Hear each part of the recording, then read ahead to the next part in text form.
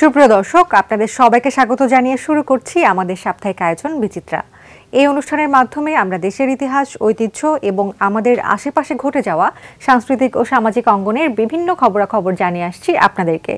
চলুন দর্শক, এক ঝলকে দেখে নেই আজ কি কি থাকছে আপনাদের জন্য বিচিত্রায়। বর্ণিল আয়োজনে উদযাপিত হল পল্লিমা সংসদের প্রতিষ্ঠাবার্ষিকী।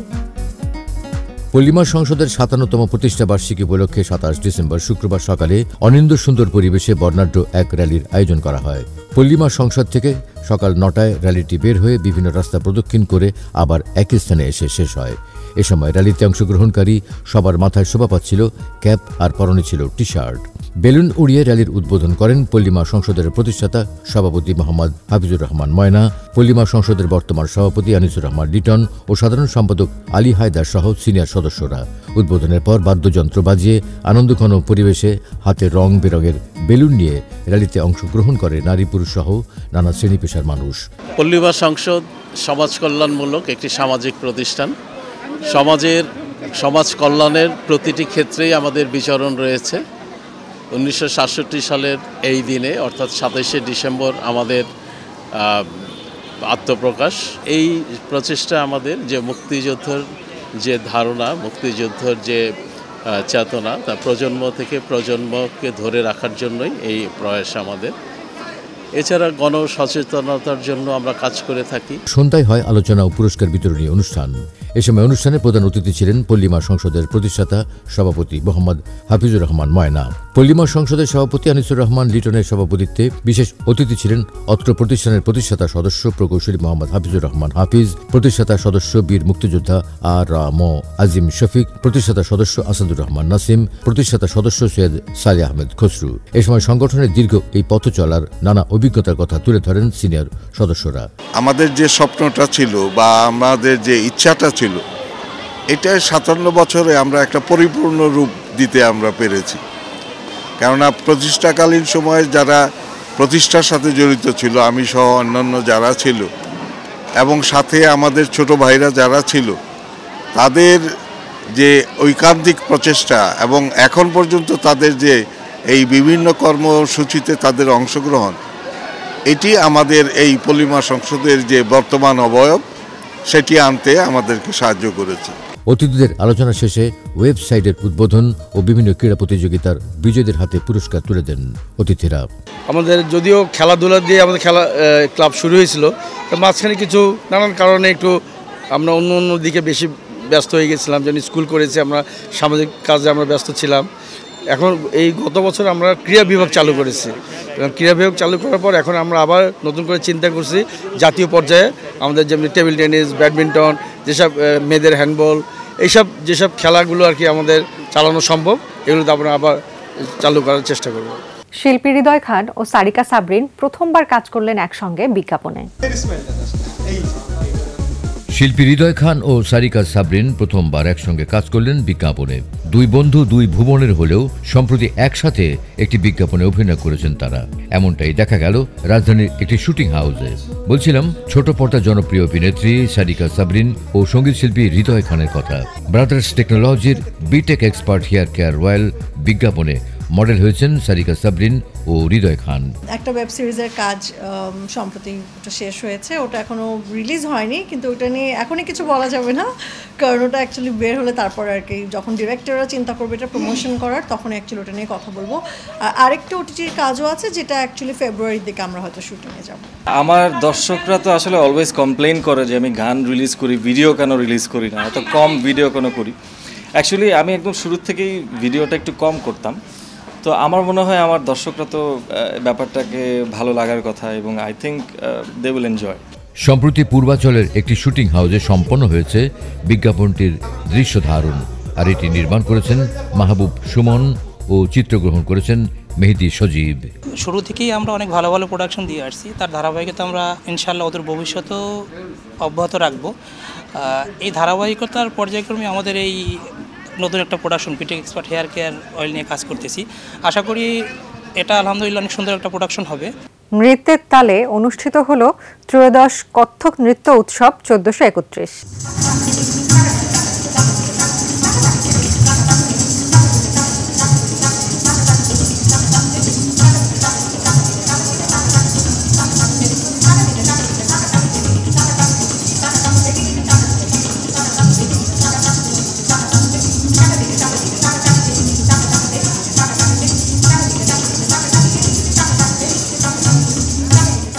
ধারাবাহিকতা থেকে বেরিয়ে এসে এই প্রথম দুটি ভেন্যুতে পণ্ডিত বিরজু মহারাজ ত্রয়োদশ কথক নৃত্য উৎসব 1431 আয়োজন করা হয়। প্রথম দুদিন যথারীতি ছায়ানট সংস্কৃতি ভবনের প্রধান মিলনায়তনে উৎসব চললেও তৃতীয় দিনের আয়োজন চলে ঢাকা বিশ্ববিদ্যালয়ের টিএসসি মিলনায়তনে।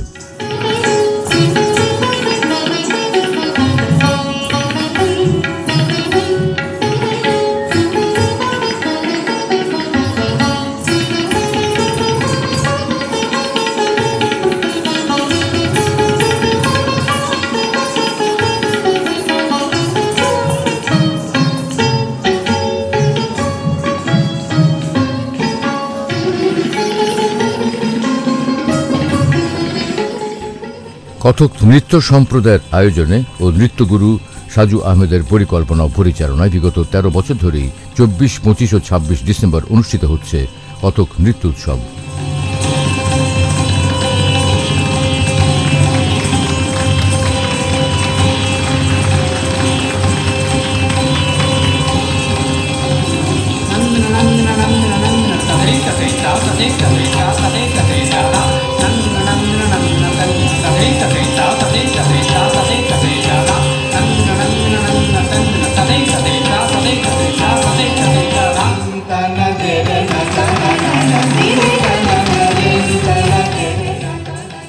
আমরা একটু জায়গাটা চেঞ্জ করেছি। আমরা সবসময় ছায়ানটেই দিন করি, এবার একটা দিন ঢাকা বিশ্ববিদ্যালয়ে নিয়ে এসেছি। এটা একটা নতুনত্ব আছে এবং এক ধরনের আলাদা দর্শক, আলাদা ভেন্যু, এই জন্য একটা আলাদা ধরনের ভালো লাগা কাজ করছে। চেষ্টা করা হচ্ছে যে সামনের দিনগুলোতে বাংলাদেশ শিল্পকলা একাডেমিটি সারা দেশব্যাপী কিছু উৎসবের আয়োজন করার চেষ্টা করছে।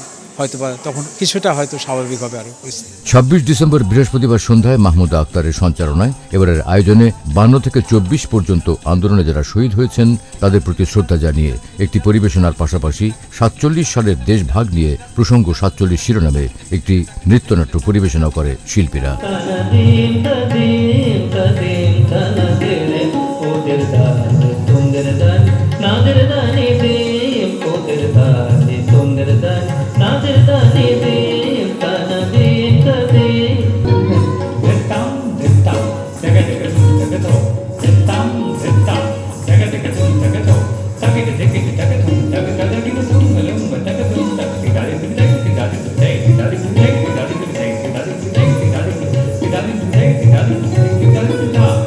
এটা আসলে বলবো আমরা সারা বছর এটার জন্য অপেক্ষা করি, কখন সাজুদা আমাদেরকে নাচ করতে বলবেন।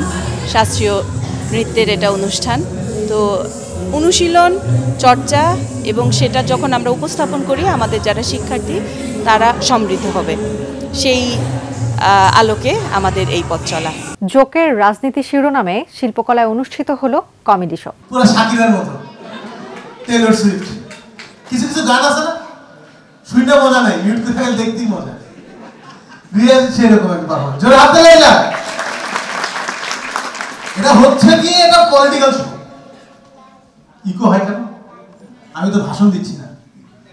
ওকে, কম সাউন্ড না, কমেডি। যাই হোক, এর পরবর্তী পারফরম্যান্স আপনি রেডি? ২৭ ডিসেম্বর শুক্রবার সন্ধ্যায় বাংলাদেশ শিল্পকলা একাডেমির এক্সপেরিমেন্টাল থিয়েটার হলে স্ট্যান্ড আপ কমেডির আয়োজন করা হয়। বাংলাদেশ শিল্পকলা একাডেমি নাট্যকলা ও চলচ্চিত্র বিভাগের আয়োজনে সমসাময়িক সামাজিক ও রাজনৈতিক বাস্তবতার ঘটনাকে কেন্দ্র করে কমেডি পরিবেশন করেন দেশের স্ট্যান্ড আপ কমেডিয়ানরা। আমরা কমেডির মাধ্যমে দেশের বিভিন্ন সমস্যার মেসেজগুলো আমরা মানুষের কাছে পৌঁছাতে চাই। কারণ ধরেন আমরা কি ছোট বাচ্চাকে ওষুধ খাই কীভাবে? মিষ্টির মধ্যে দিয়ে। Problem solve.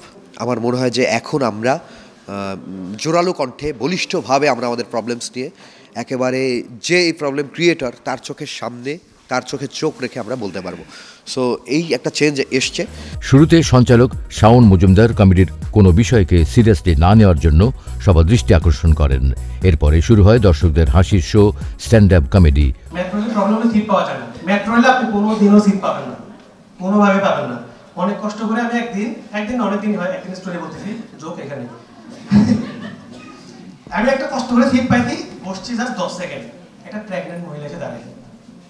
মেট্রো রেলে হয় কি, যাতে কেউ প্রেগন্যান্ট, স্পেশালি যারা টেররিস্ট, ওরা যদি আসে তাহলে যদি সিট ছেড়ে দিতে হয়, এটা ইনস্ট্রাকশন দেওয়া আছে। এবং আচ্ছা 10 সেকেন্ড হয়েছে জাস্ট, আর 10 সেকেন্ড একটু ওয়েট করি। উনি আসছে, আমি বসছি, একটু ওয়েট করতেছি। হল ভর্তি দর্শকের সামনে একে একে রম্য পরিবেশন করেন দল প্রধান আবু হেনা রনি সহ শাওন মজুমদার, সাইফুর রহমান, তারেক মাহমুদ, মোহাম্মদ পরশ সহ আরও অনেকে। অ্যাকচুয়ালি আমরা তো স্ট্যান্ড আপ কমেডি করি অনেক বছর ধরে, কিন্তু দেখা যায় যে আমরা বিভিন্ন প্ল্যাটফর্ম নিজেরা তৈরি করতেছি বা অন্যভাবে বিক্ষিপ্তভাবে ছিলাম। বাট এইবার প্রথমবারের মতো শিল্পকলার মতো জায়গায়, যেখানে আমরা সব সময় একটা আর্টিস্ট মনে প্রাণে চাই যে তার কাজটা শিল্পকলায় প্রদর্শনী হোক, কাজটা সবাই শিল্পকলা এসে দেখুক, কারণ তখনই মনে হয় যে আমি একটা শিল্পী। সো অনেক বছর পরে এই কাজটা আমাদের দিয়ে শুরু হচ্ছে, স্ট্যান্ড আপ কমেডি অ্যাট শিল্পকলা। আমাদের চেষ্টা থাকবে যে সেই সমস্ত বিষয় নিয়ে কমেডি করার, যে সমস্ত বিষয় হয়তো একটু চিন্তাশীল, হয়তো একটু দুঃখের, হয়তো একটু কষ্টের, যে সমস্ত জায়গাতে মনুষ্যত্ব ল্যাক করে সে সমস্ত জায়গাতে আপনাদেরকে হাসানো, সেখানে একটু মনুষ্যত্ব ফিরিয়ে আনার চেষ্টাই থাকবে হচ্ছে আজকের এই শোয়ের মূল লক্ষ্য। দুদিনব্যাপী শুদ্ধ সঙ্গীত উৎসবের আয়োজন করে ছায়ানট।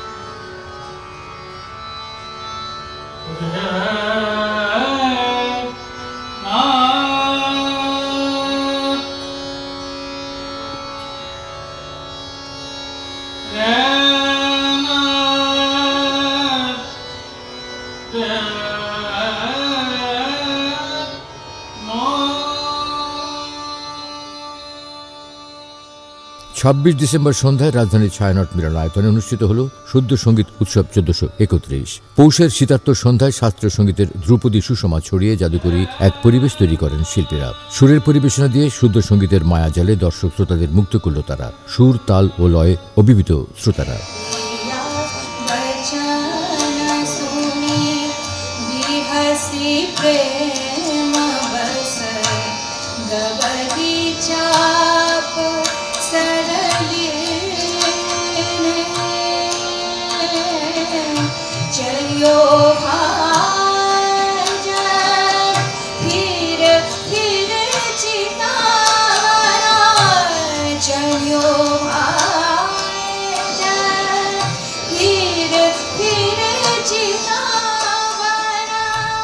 সঙ্গীতগুণী নারায়ণচন্দ্র বসাকের স্মৃতির প্রতি উৎসর্গ করে শুরুতে দলীয় পরিবেশনা দিয়ে মুগ্ধতা ছড়ান ছায়ানটের শিল্পীরা। এরপর একক কণ্ঠের রাগ পুরিয়া ধানুশ্রী পরিবেশন করেন মিরাজুল জান্নাত সোনিয়া। মারবা রাগ পরিবেশন করেন সুপ্রিয়া দাস। এরপর কণ্ঠের রাগ পুরিয়া কল্যাণ গেয়ে শোনান অনিল কুমার সাহা সহ অন্যান্য শিল্পীরা। সুরধারার আশ্রয়ে সুন্দরের প্রতিচ্ছবি এঁকে 2 দিনব্যাপী এই উৎসব শেষ হয় শুক্রবার।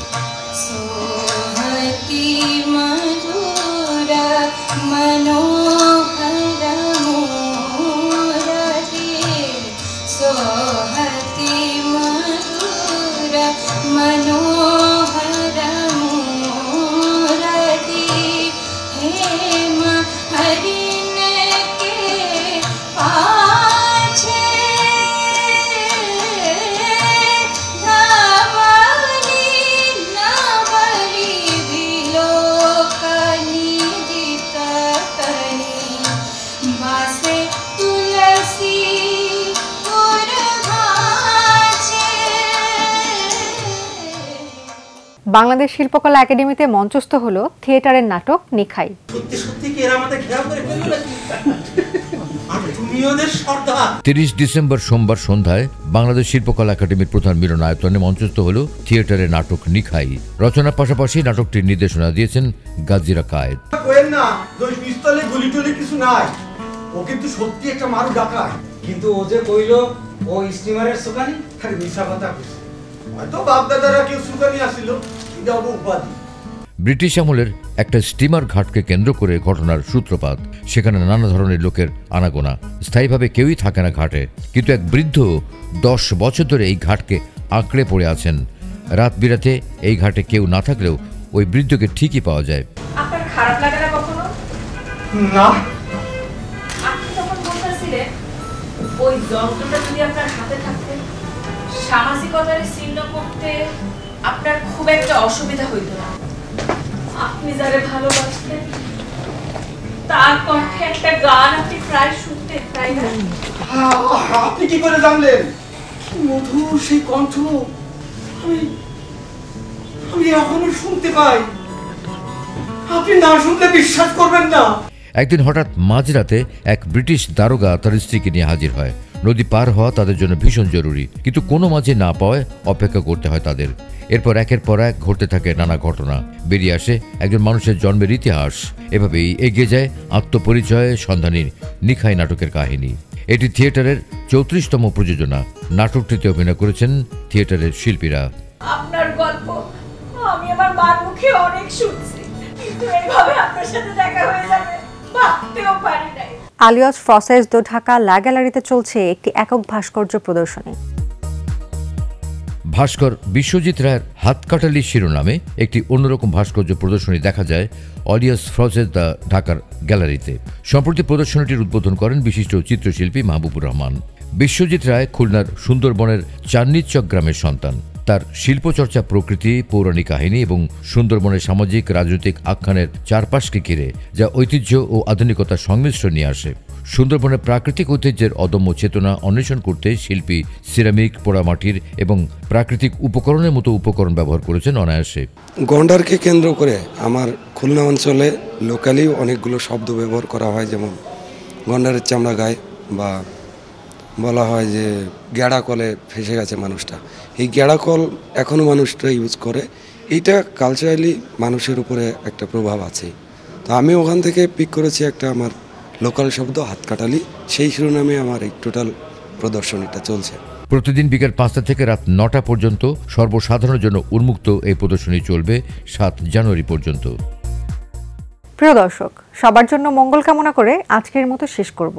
ইতিহাস, ঐতিহ্য সহ সামাজিক ও বিনোদন জগতের খবরাখবর নিয়ে আমি বৃষ্টি আগামী পর্বে আবারও আপনাদের সামনে হাজির হব। ততদিন পর্যন্ত সবাই ভালো থাকুন, নিরাপদে থাকুন, আর থাকুন বাংলা ভিশনের সাথেই।